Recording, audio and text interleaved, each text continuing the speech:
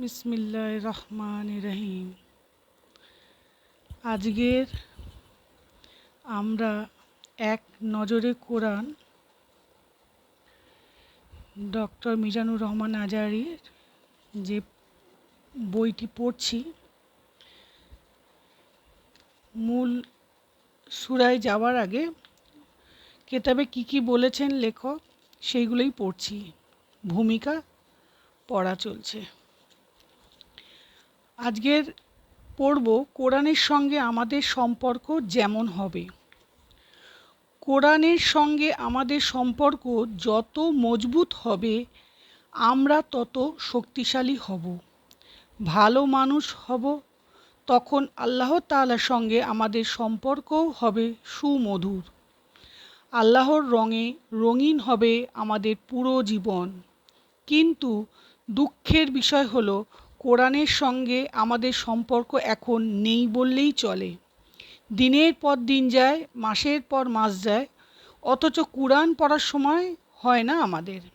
আসলে আমরা কোরআনের মূল্যই বুঝি না, অথচ আল্লাহ রাসূল সাল্লাম অত্যন্ত গুরুত্ব দিয়ে কোরআনের মর্যাদা আমাদের সামনে তুলে ধরেছেন। নিচের হাদিসগুলো খেয়াল করুন। নবী সাল্লাম বলেছেন, সৃষ্টিগুলোর ওপর আল্লাহর শ্রেষ্ঠত্ব যেমন, সকল কথার ওপর আল্লাহর বাণীর শ্রেষ্ঠত্ব তেমন। নবী সাল্লাম বলেছেন, আল্লাহ এই কিতাবের ভিত্তিতে কিছু লোকের উত্থান ঘটাবেন আর এরই ভিত্তিতে অন্যদের পতন ঘটাবেন।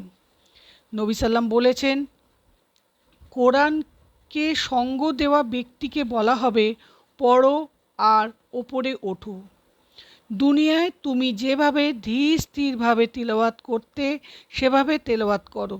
তুমি সর্বশেষ যে আয়াত পাঠ করবে সেখানেই হবে তোমার ঠিকানা। সুবহানাল্লাহ। তাই কোরআনকে বানাতে হবে আমাদের সবচেয়ে আপন। ফিকে হয়ে যাওয়া সম্পর্ককে করতে হবে সতেজ। কোরআনের সঙ্গে আমাদের নড়বড়ে সম্পর্ককে কিভাবে আরও মজবুত করা যায় সে ব্যাপারে এখানে কয়েকটি পরামর্শ উল্লেখ করছি। এগুলো মেনে চললে কোরআন আমাদের হৃদয়ে জায়গা করে নেবে ইনশাআল্লাহ। ১. কোরআনকে জানা ও তাদাব্বুর করা। প্রথমত, কোরআনের সাথে সম্পর্ক গড়ে তোলার জন্য কোরআনকে জানতে হবে। কোরআন বোঝার প্রতি মনোযোগী হতে হবে। কোরআন নিয়ে চিন্তা ভাবনা করার ব্যাপারে আল্লাহ তাআলা বলেছেন, এটি বরকতময় কিতাব যা আমি তোমার কাছে নাজিল করেছি, যাতে এর বার্তাগুলো নিয়ে মানুষ গভীরভাবে চিন্তা ভাবনা করে এবং বিবেকবান লোকেরা সেগুলো স্মরণ রাখে। কোথায় বলেছেন? সূরা সোয়াদ ৩৮ নম্বর সূরা ২৯ নম্বর আয়াতে। আল্লাহ তাআলা আরও বলেছেন, তারা কি কোরআনের ব্যাপারে গভীরভাবে চিন্তাভাবনা করে না? এটি যদি আল্লাহ ছাড়া অন্য কারো কাছ থেকে আসতো তাহলে তারা এর মধ্যে পরস্পর বিরোধী অনেক বিষয় দেখতে পেত। কোথায় বলেছেন? সূরা নিসা ৪ নম্বর সূরা ৮২ নম্বর আয়াতে। সুতরাং কোরআনের আয়াতগুলো নিয়ে আমাদেরকে তাদাব্বুর ও গভীর চিন্তা ভাবনা করতে হবে। কোরআন বোঝার জন্য তাফসীর অধ্যয়ন করতে হবে।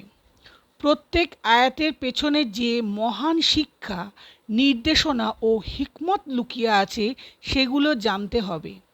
তাহলে কোরআনের সাথে আমাদের ঘুণে ধরা সম্পর্ক মজবুত হবে ইনশাআল্লাহ। ২. তেলাওয়াত করা আর মুখস্থ করা। কোরআন তেলাওয়াত করা একটি ইবাদত।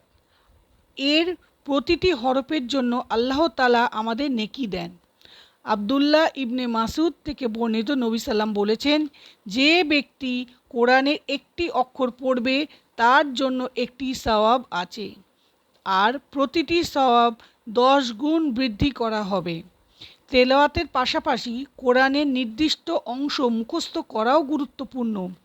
এটি আমাদের নামাজের জন্য এবং জীবনের বিভিন্ন ক্ষেত্রে কোরআনের আলোকে পথ চলার জন্য সহায়ক। ৩. তেলাওয়াতের সময় আদব মেনে চলা। কোরআন তেলাওয়াতের সময় কিছু বিশেষ আদব বা শিষ্টাচার রয়েছে যা পালন করলে তেলাওয়াত অধিকতর ফজিলতপূর্ণ ও হৃদয়গ্রাহী হবে। কোরআন তেলাওয়াতের কিছু আদব উল্লেখ করা হলো। ১. পবিত্র থাকা, তেলাওয়াত করার আগে উজু করা, শরীর, পোশাক ও তেলাওয়াতের স্থান পরিষ্কার রাখা, নাপাক অবস্থায় তেলাওয়াত থেকে বিরত থাকা, কিবলামুখী হওয়া, কোরআন তেলাওয়াতের সময় কিবলামুখী হয়ে বসা উত্তম, আল্লাহর কাছে আশ্রয় চাওয়া, তেলাওয়াত শুরু করার আগে আউযু বিল্লাহি মিনাশ শাইতানির রাজিম পড়া। দেখুন সূরা নাহলে 16 নম্বর সূরা 98 আয়াত। বিসমিল্লাহ বলা, প্রত্যেক সূরা শুরুর আগে বিসমিল্লাহির রহমানির রহিম বলা, তবে সূরা তাওবা এর ব্যতিক্রম।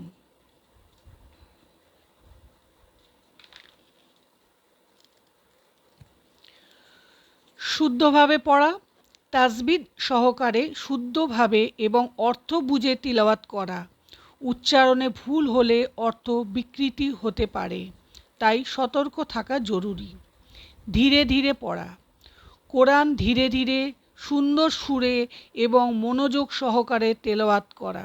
দেখুন সূরা মুজাম্মিল ৭৩ নম্বর সূরা ৪ নম্বর আয়াত। বিনয় ও ভীতি সহকারে পড়া, জাহান্নামের আয়াত পড়লে আল্লাহর কাছে আশ্রয় চাওয়া এবং জান্নাতের আয়াত পড়লে জান্নাত কামনা করা। কোরআন দেখে পড়া, মুখস্থ জানলেও কোরআনের মুসহাফ দেখে তেলাওয়াত করা বরকতময়। এতে মনোযোগ বৃদ্ধি পায় এবং দৃষ্টিশক্তি প্রখর হয়। অন্য কাজে ব্যস্ত না থাকা, তেলাওয়াতের সময় একাগ্রচিত্ত হওয়া, অপ্রয়োজনীয় কথা বলা বা তেলাওয়াতের মধ্যে মনোযোগের বিঘ্ন ঘটানো থেকে বিরত থাকা। কোরআন তেলাওয়াতের সময় স্থির থাকা, দাঁড়িয়ে, হাঁটতে হাঁটতে বা ব্যস্ত অবস্থায় তেলাওয়াত না করা, বরং স্থির হয়ে বসে তেলাওয়াত করা উত্তম। নিরিবিলি পরিবেশে তেলাওয়াত করা, এমন পরিবেশে তেলাওয়াত করা যেখানে মনোযোগ বিঘ্নিত হওয়ার আশঙ্কা কম। তেলাওয়াতের পর দোয়া করা, তেলাওয়াত শেষে আল্লাহর প্রশংসা করা এবং তার কাছে ক্ষমা ও কল্যাণ প্রার্থনা করা। এগুলো ছাড়াও কোরআনের প্রতি সম্মান দেখিয়ে পৃষ্ঠাগুলো পরিষ্কার রাখা এবং পড়া শেষ হলে সঠিকভাবে গুছিয়ে রাখাও অত্যন্ত গুরুত্বপূর্ণ। ৪. কোরআনের ওপর আমল করা, কোরআনের সাথে সম্পর্কের সবচেয়ে গুরুত্বপূর্ণ দিক হলো এর ওপর আমল করা। কোরআন জীবনের প্রতিটি ক্ষেত্রে বাস্তবায়ন করতে হবে। আল্লাহ তাআলা বলেছেন, যে আমার দিক নির্দেশনা অনুসরণ করবে সে সঠিক পথ থেকে বিচ্যুত হবে না, দুরবস্থায়ও পড়বে না। আর যে আমার স্মরণ থেকে মুখ ফিরিয়ে নেবে তার জীবন হবে সংকীর্ণ, আর কিয়ামতের দিন তাকে ওঠাবো অন্ধ করে। কোথায় বলেছেন? সূরা তহা 20 নম্বর সূরা 123 নম্বর আয়াত। কোরআন আমাদের জীবনের প্রতিটি ক্ষেত্রে পরিপূর্ণ দিক নির্দেশনা দিয়েছে।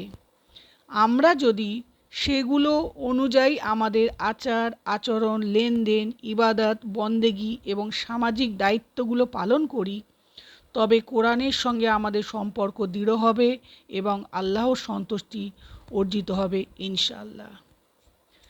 আজকের এতটুকুই থাক। ভালো লাগলে চ্যানেলটিকে সাবস্ক্রাইব করে পাশে থাকবেন। আসসালামু আলাইকুম।